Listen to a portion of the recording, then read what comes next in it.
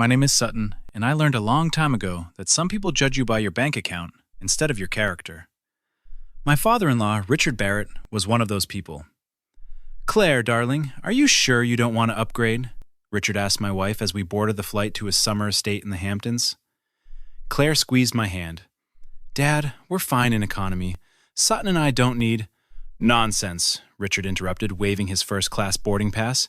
"You're a Barrett. You shouldn't be slumming it back there with—" Well, his eyes landed on me with barely concealed disgust. "It's really okay, Mr. Barrett," I said calmly. "Of course you'd say that," he muttered, loud enough for nearby passengers to hear. "Probably never flew first class in your life." Claire's face flushed red. "Dad, stop!" But Richard was just getting started. He'd spent 3 years trying to convince Claire to leave me, and he wasn't about to let this opportunity slip by. "You know, Claire, Jeffrey Morrison's son is a neurosurgeon now," Richard announced as we walked down the jetway. "Bought his parents a villa in Tuscany." "I don't care about Jeffrey Morrison's son," Claire said firmly. "No, you married a glorified handyman instead," Richard said, his voice dripping with contempt. "What does Sutton do again?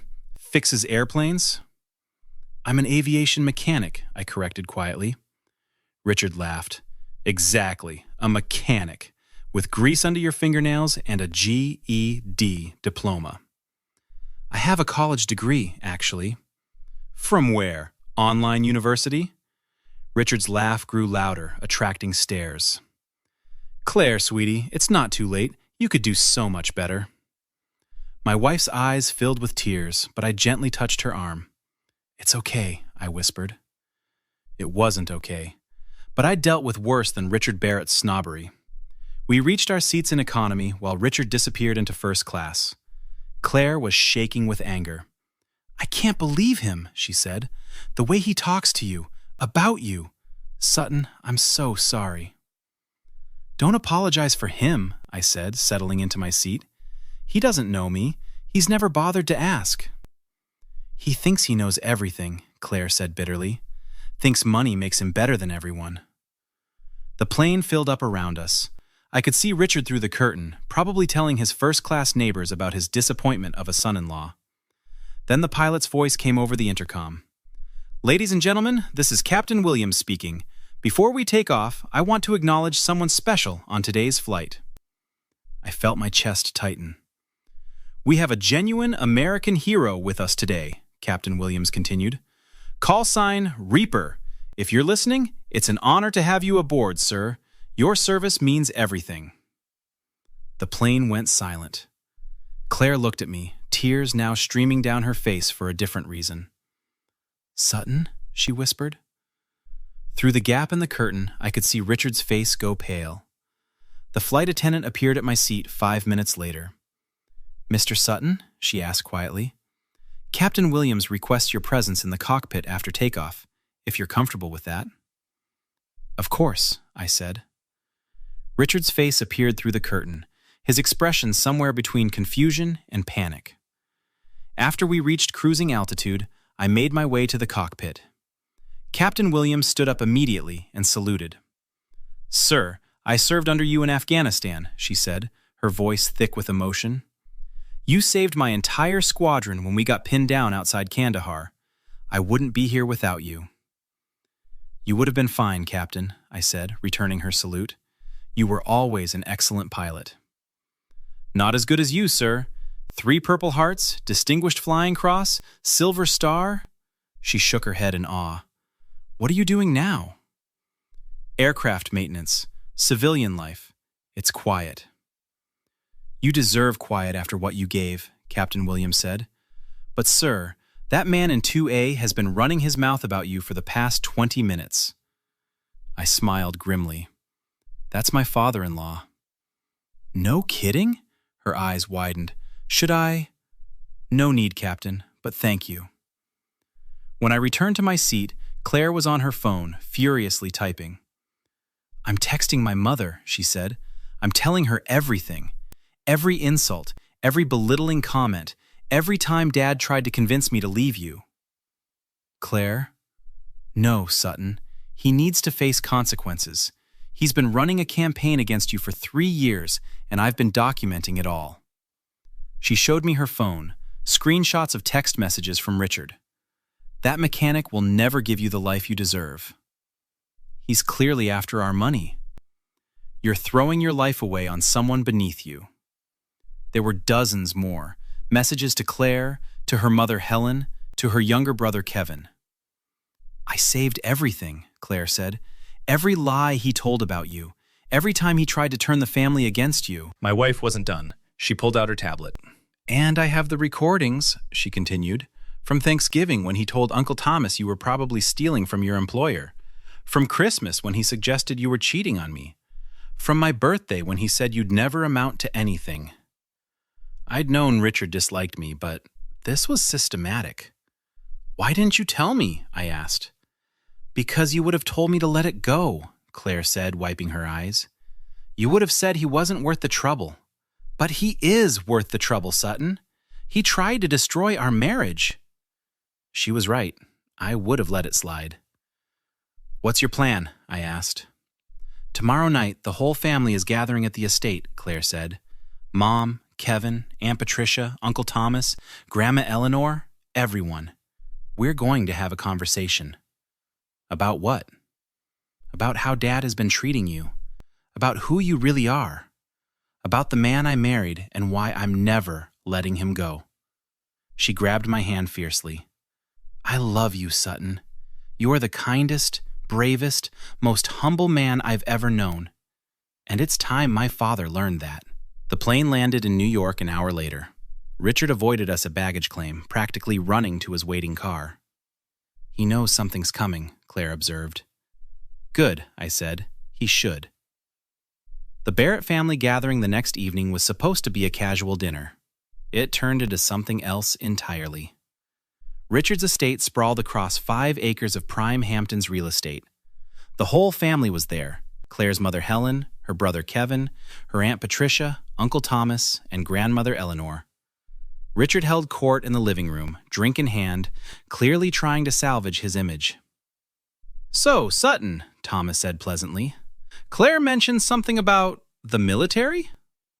Richard's drink stopped halfway to his lips. "Yes, sir," I said. "I was a pilot, flew combat missions for 12 years." "Really?" Patricia leaned forward, interested. "What kind of aircraft?" "Apache helicopters, ma'am. Close air support, reconnaissance, evacuation." Kevin whistled. "That's incredible. Why didn't you ever mention it?" "It's not something I talk about much," I admitted. Richard finally found his voice. "Oh, so now you're a decorated war hero. How convenient." The room went cold. "Richard!" Helen snapped. But Claire stood up, her face calm and determined. "Actually, Dad, Sutton is a decorated war hero. 3 Purple Hearts, Distinguished Flying Cross, Silver Star. He flew over 200 combat missions and saved countless lives."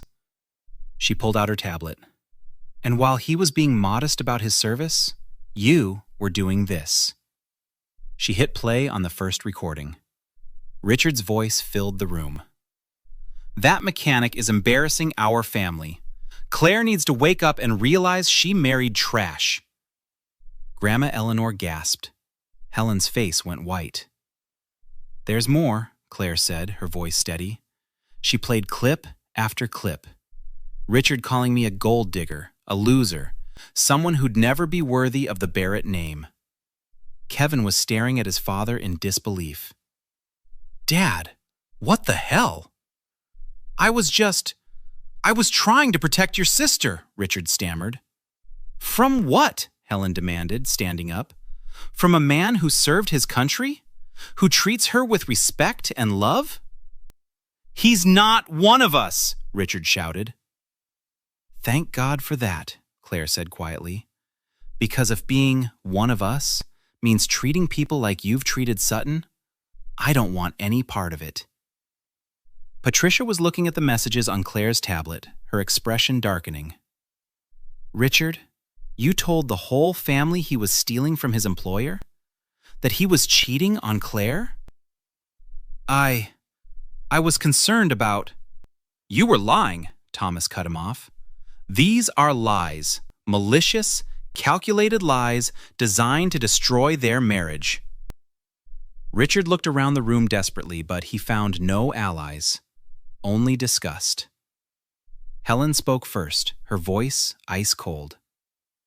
Richard, you're going to sit down and be quiet. The rest of us need to talk. Helen, you can't seriously... Sit down. My father-in-law collapsed into his chair, his face pale. Kevin turned to me, his expression a mixture of shame and anger.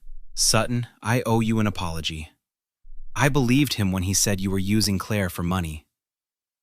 Kevin, you don't need to... Yes, I do, Kevin insisted. I avoided you at family events. I was cold to you. I'm sorry. Patricia walked over and hugged me. I'm ashamed I never asked about your background, she said. Richard painted such a picture of you, and I accepted it without question. That's on me. Thomas stood up and extended his hand. I was in the Marines, he said. I know what those medals mean. I know what it costs to earn them. You have my deepest respect, son. I shook his hand, feeling overwhelmed. Grandma Eleanor beckoned me over. When I approached, she took both my hands in hers. My late husband was at Normandy, she said softly. He never talked about it either, but I saw it in his eyes, just like I see it in yours. You're a good man, Sutton. Thank you, ma'am. Richard tried to interject. Everyone, please, you're being manipulated. No, Richard, Helen cut him off. We were manipulated. By you. For 3 years. Claire stood beside me, her hand in mine. Mom, I want you to know, I'm done, she said. Done with Dad's toxicity. Done with his approval-seeking. Done pretending his behavior is acceptable. Helen nodded slowly. I understand, sweetheart, and I support you. She turned to Richard, her eyes hard. I want a separation, she said. I'm not living with someone who treats people this way. Helen, you can't be serious, Richard jumped up. Over some mechanic? His name is Sutton, she said coldly, and he's shown more character in 1 day than you've shown in 35 years of marriage. Kevin stepped forward. Dad, I'm moving out. I can't live in this house knowing what you did. Kevin, son, please! Don't call me son. Not right now. Richard turned to his sister desperately. Patricia, surely you... Don't, Patricia said sharply. You lied to my face about this man. You tried to destroy your daughter's happiness. I want nothing to do with that. Thomas was already heading for the door. Richard, I'll be civil at family functions for Eleanor's sake. But that's it. We're not friends anymore. Richard's world was crumbling, and everyone could see it. He turned to me finally, his eyes pleading. Sutton, surely you can understand. I was just trying to protect my daughter. No, I said quietly, but firmly. You were trying to control her. There's a difference. I'll apologize. I'll make it right. There's no making this right, Richard. You spent 3 years trying to destroy my marriage. You spread lies about my character. You insulted me, belittled me, and tried to turn Claire's family against her. Please! I don't accept your apology. I don't want your approval. And I don't need your permission to love your daughter. Claire squeezed my hand tight. Sutton's right, Dad, she said. You burned these bridges yourself.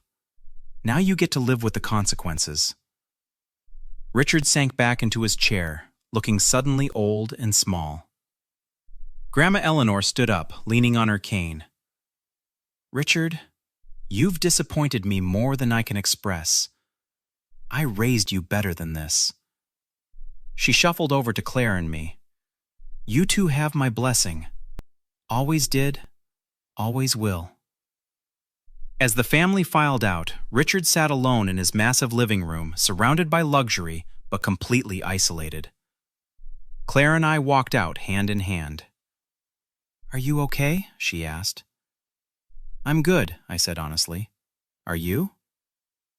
"Better than I've been in 3 years." Outside, Helen caught up with us. "Sutton, I'm filing for divorce. I should have done it years ago," she said. "I hope you'll let me be part of your lives. I know I have a lot to make up for." "You're always welcome, Helen," I said.